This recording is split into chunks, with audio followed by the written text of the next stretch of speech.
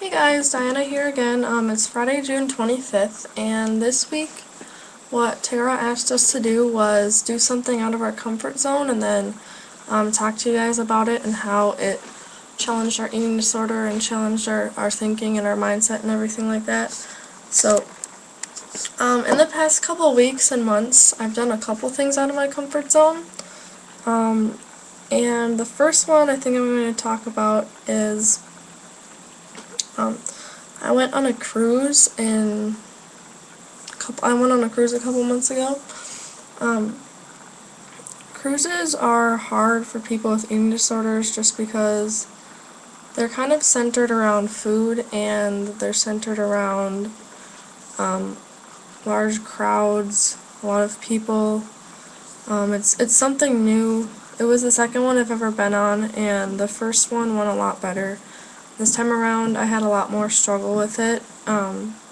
I did have a lot of fun on the cruise, but eating-wise, I didn't do that well at all.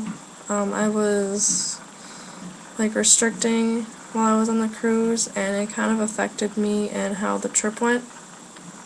But I did learn from it that, just because I struggled one day, I tried not to have that affect me the next day.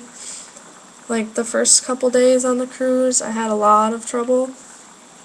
But then the last two, I was kind of more relaxed. I knew the flow of it, and I was just trying to get my eating disorder out of my head, so I could enjoy my trip and have a fun time. I didn't want to have it affect me in a way where I was going to be saddened and it was going to make my trip bad. So that was one thing I did. Another thing I did was lately, well, summer just started, but lately I've been with my friends a lot more. Um, this kind of whole past school year compared to last year, I have been doing a lot more things socially. Last year I was a lot more withdrawn, and I would kind of turn friends down and not want to do activities with them for stupid reasons because of my eating disorder. This year I've kind of backed off a little bit from that, and I'm trying to plan things with friends and do things with them because I've noticed when I'm with friends, people I like, boyfriend, anyone like that, I do have a lot easier of a time eating around them. I don't really know what it is. I think it might be the fact that they're a distraction to me, that they're there to support me. Almost all of them know about my past with the eating disorder, so they're constantly kind of watching over me and making sure I'm doing okay. And they just talk to me, and when I'm with my friends, I have a blast all the time. We have so much fun, and hanging out with them more this year I think has helped me a lot in my recovery to just sustain it. I've been in recovery for 2.5 years, but this year I think has been one of the years where my eating disorder has been the faintest. I haven't really done any symptoms for a couple months, and I would say doing a lot more social activities and things like that have really, really helped me. Another thing I did was I planned a lunch with my mom only, so me and my mom went out to lunch one day, and I have some troubles being around my mom just because she can trigger me and she can, not always, but sometimes she says negative things to me. Um, she I'm not gonna blame my whole eating disorder on her, but she's one of the reasons that I started it. She's very perfectionistic, and she pushes me so hard that sometimes I kind of have to break and just have an off day, and when I do that, she becomes very, very unhappy. So I went out to lunch with just her. It actually went really well. Like, we were talking the whole time, and I ordered my food. I ordered what I wanted, not what my eating disorder wanted.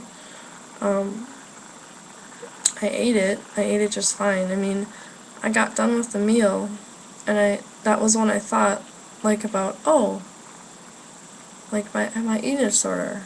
Nothing happened. There weren't really any thoughts while I was eating about it, like, should I be eating this, or I'm eating too much, I need to stop, or anything like that. So that was something that was really, really nice for me to do. I felt like I did a really, really good job with that, and as hard as it is, being around my mom that day was just really, really good.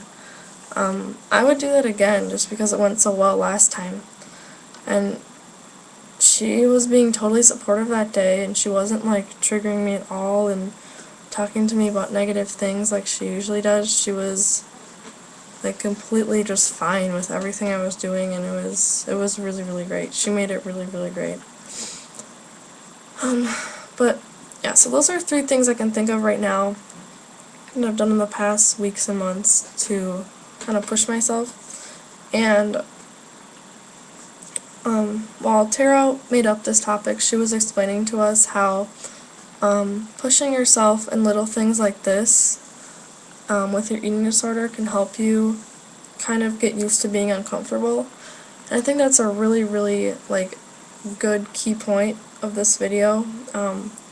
What we're trying to say this week is that pushing yourself in little ways or big ways, doing something like, you know, having a new food or something like that, it's little, but doing little things up to bigger things, up to pushing yourself in bigger ways, it'll just become like second nature, and it'll become a habit, and you'll constantly be challenging yourself and pushing yourself. And if you could do that successfully, then your eating disorder is really going to kind of take like second place.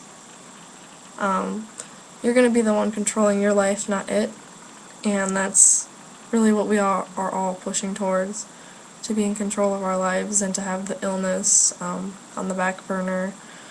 So the fact that doing these little things can make such a big change in your life is really, really great, and I would suggest it to all of you guys that are watching. The next week, coming up like Monday or whenever you want to, tomorrow, today, whenever you watch this video, do something that you usually wouldn't do. Do something that scares you. Do something that will push you, not to the point of like a trigger, but push you a little bit to the point where you know you can be successful at it. And even if you aren't successful in this little goal you make, you can try something else, and you can try doing something a little bit easier, and then as you try more and more things, eventually you'll be able to accomplish whatever you want in your life. So I will talk to you guys next week, and have a good weekend. Hopefully the weather's good where you guys are. I'm in Minnesota in the USA, and the weather has been fabulous. So enjoy your guys' weekend, and I'll see you next Friday. Okay, bye.